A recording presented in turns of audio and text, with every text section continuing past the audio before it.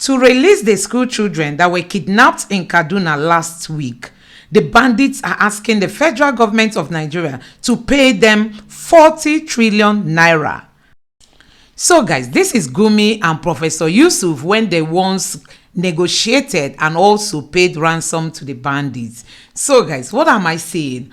Honestly, if we are to say the truth, the North has not really handled the insecurity in the northern part of Nigeria. For me, it appears they are pampering, these bandits. Period. Millions of people in Nigeria, in this land of plenty, predominantly women and children, go to bed hungry with no certainty of having anything to eat when they wake up. And yet you come to Abuja, you see all these politicians living it up. What manner of leaders do we have? Can you imagine the bandits asking the federal government to pay them 40 trillion naira, 11 Hilux vans, and also 150 motorcycles? Nigerians, where else can such a thing happen if not in Nigeria? And all these criminalizing people that bust warehouses or do this will not do it. If there is enough food in the land, it's not that there is not enough food in the market. There is food in the market. Availability is not the problem, it's affordability. People cannot afford. When this government came, when this party came in 2015, the bag of rice, 50 kilos of rice, was 7,500. Yesterday was 70,000. 70,000. How much does a worker, what is the minimum wage? It's 30,000. How much does a soldier, the war front, earn? 50,000. The constable, the roadblock, 50,000. They cannot even buy rice, and they have guns. They have guns. You have a security man with guns, and you are not feeding him. You are in there inside your house, you and your family eating chicken. You think you'll be safe? There is hunger in the land, and the government, federal and state, must provide food immediately. All this talk they're doing in Abuja will get us nowhere but trouble. So it might even shock you to know that some northerners see the Boko Haram and the bandits as freedom fighters. Don't forget that the Minister of Information, the former Minister of Information under the Buhari's regime, was accused to have praised and supported terrorists. And he came out to say, he did it then, that he no longer supports them. There were calls for Buhari to sack him, but Buhari refused to sack him and allowed him to stay in that office until the Buhari's regime ended. So one keep asking, is the North really out to end this banditry and the terrorism that has crumbled Nigeria? You can imagine these people demanding 40 trillion naira, and it doesn't bother the northern elders. You can imagine if this was to be happening in another parts of the country, how hard they would have come to crush that particular set of people. There is a nexus between food security and real security. And you look at it, since this government got into office, there is a graph that shows a northern trend. There is some kind of lull in the activities and criminal activities in some part of the country, especially in some part of the north. But we've seen pockets of violence here and there. If there's something that you need to say to those who are gallantly working to secure this country, what they need to do more to erase this criminality, this northwestern banditry concourse that we've seen, and this kind of situation we've seen in the northeastern region of the country, what would you be advising that should be done now? Right. The rest of the world, the Western world, there was an article in The Economist. We're all getting it wrong. Instead of fighting hunger and poverty, we're buying guns and Tucano jets. No society, none, with this much inequity and hunger, never have peace. 20 million out of school. 133 million, that is 65% of Nigerians during the time of Buhari a year ago, are in multidimensional poverty. There's drugs, guns coming from across the border. And you're buying more guns instead of feeding people, instead of educating your children. They're getting it wrong. So the guns won't do it. What? The guns won't do the job. Guns have never done it and will not do it. There is no military, no matter how powerful, that can bomb hunger, anger, or grievances of the people. None. They should know that.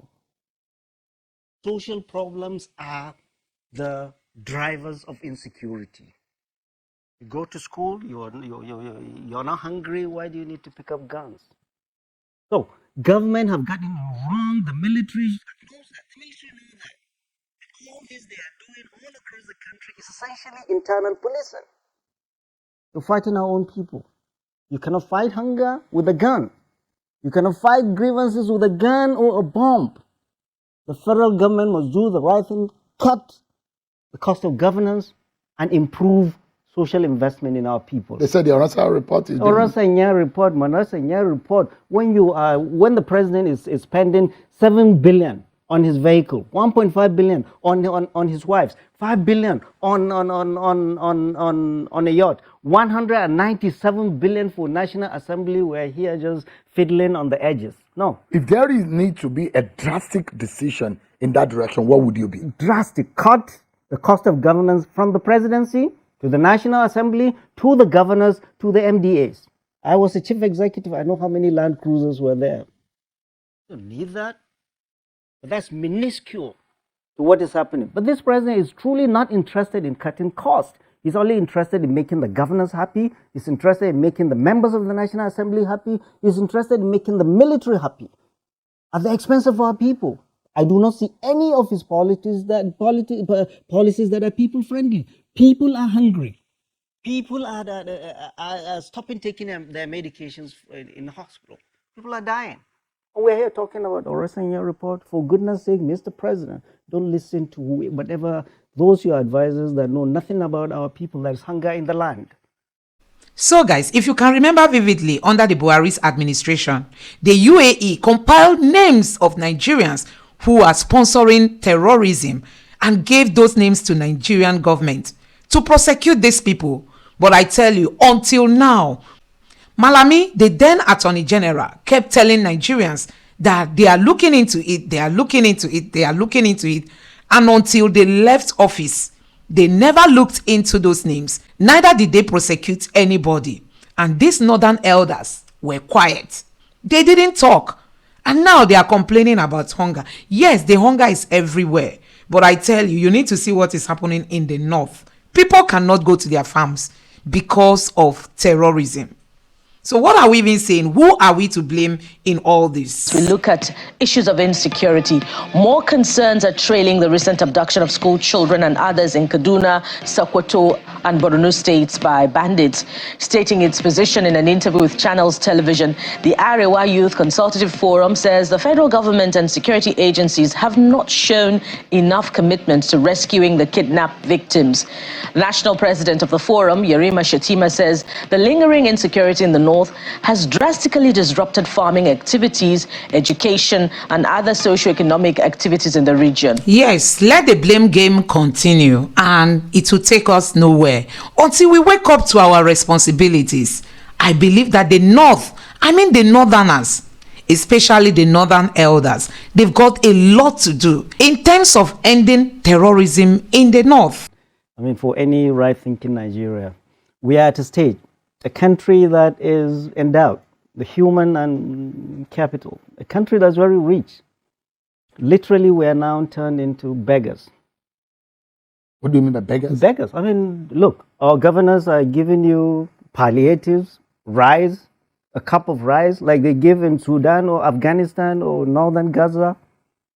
In a country like Nigeria? I think that terrible in the country at the moment. No, they are. I mean, this is the way our politicians have made it. Nigeria is a very rich country. We have no reason whatsoever to be poor. We have no reason to be hungry. We have no reason for our children not to be educated. We have no reason for our schools and hospitals to be the way they were. Leaders of our time invested in us. And from the village secondary schools and primary schools, we went into the world and competed favorably in some of the best centers in the world. And now our leaders, with all this money, they're not able to do that. We are at a stage where, look, I just came back from Katsina. Each time I come back from home, I want to weep. Our people are hungry. No food to eat. Men have abandoned their families and left a mother with kids.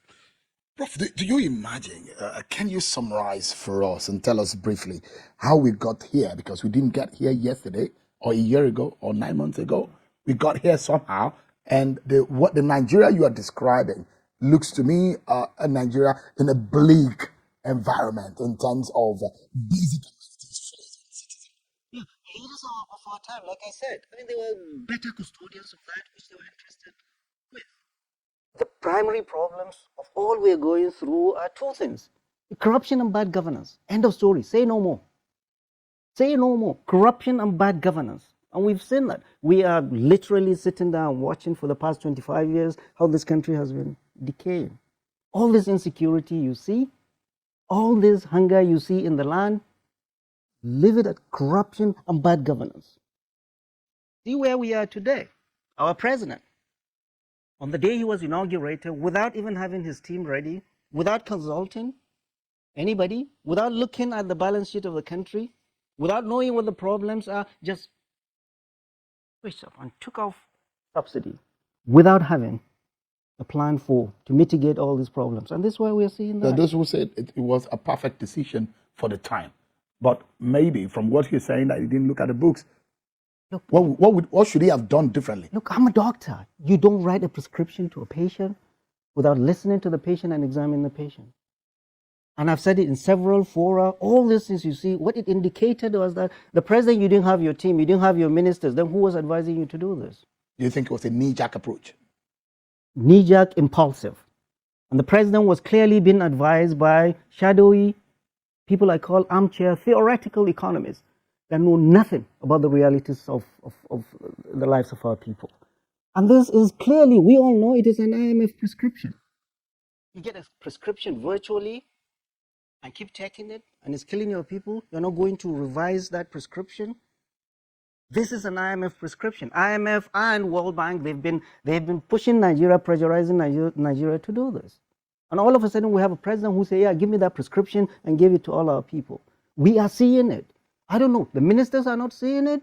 The senators and members of National Assembly are not seeing the sufferings of our people to go and tell the president, because the president clearly and his team do not have connection with the daily realities of our people. But the president has come out several times to say, look, it's going to be the angst and the kind of pain that a mother feels in childbearing, in the labor room, a kind of a labor room pain, but at the end of the day, it will bring joy.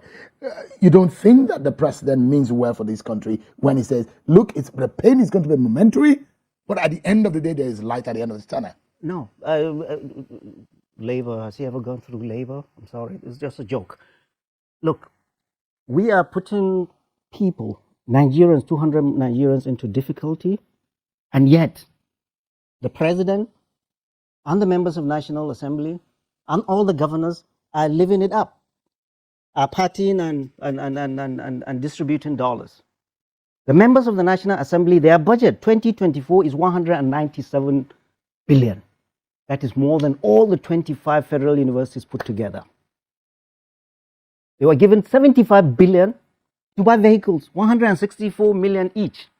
The president gave 2 billion to each of the 36 states for palliatives. That's just 72 billion.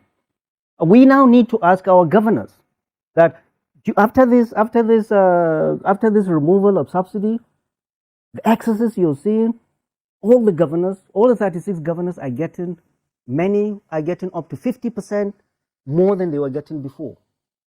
Where is that money? Where is that money? There is allegation that that money does not leave Abuja. It goes directly chasing dollars. And that is why the Naira and the dollar, the disparity you're seeing, we do not see commensurate benefit to our people, that the governors are getting a lot more money. And remember, the Senate president let the cat out of the bag and said on the floor of the Senate that each of the governors got 30 billion each. He has since said that. He has since retracted. But all the 36 governors, only one denied it. Governor Mike Indeo for your state, and said he did not receive 30 billion. It is up to you guys to ask all the governors and find out how much did they get. And what have they been doing with it? Largely the problems we're going through in the villages, in the hinterlands, are the results of the governors. And the president, instead of using that excess money to do like the PTF, put the money in a pool where you do things for people. No, you gave it to the same governors that have been suffering for the past 25 years. Let's look at a few things that could be done too, because we're looking at solutions now. If you were the president, Prof, what would you do in this instance and in this circumstance that we find ourselves? Right. Now, and I honestly do not see what Martin Luther King calls the fierce urgency of now. There is an emergency. There is hunger in the land.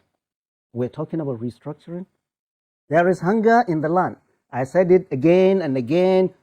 We must feed our people. Feed them now. Hunger is a national security risk to any country. If we do not feed our people and do that now, all these things we are going to look at. They are busting. We have what it takes to feed our country. What? From where? That the local farmers can do it. Oh, so we wait till next harvest season. People are dying now. People are dying in the hospital. We have seen spikes of admissions of children with malnutrition, kwashiorkor and marasmus.